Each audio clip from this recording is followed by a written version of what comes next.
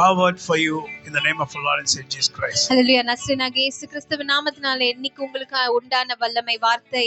His gentleness shall make us great. அவருடைய காருண்யம் உங்களை பெரியவனாக்கும்.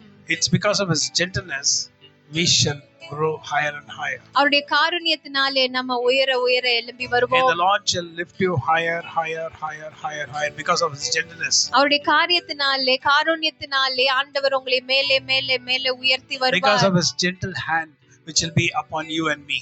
அவருடைய காக்கும் கரங்கள் உங்க மேல இருக்கிறபடினாலே அவர் உங்களை மேலே உயர்த்தி வருவார். And he will lift you high. அவர் உங்களை உயர்த்துவார். And you shall not look down.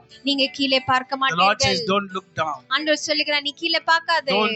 See the old things what you have seen already. நீங்க பழையவைகளை இதுவரைக்கும் பார்த்திருக்க காரியங்களே பார்த்து கொண்டில்லாமல் everything. அது எல்லாவற்றையும் மறந்துவிட்டு The Lord is showing a new way. ஆண்டவர் உங்களுக்கு ஒரு புதிய வழியை காண்பிக்கிறார். The opening is new. அந்த தொடக்கம் புதிதாக இருக்கிறது. And you shall be blessed in that way.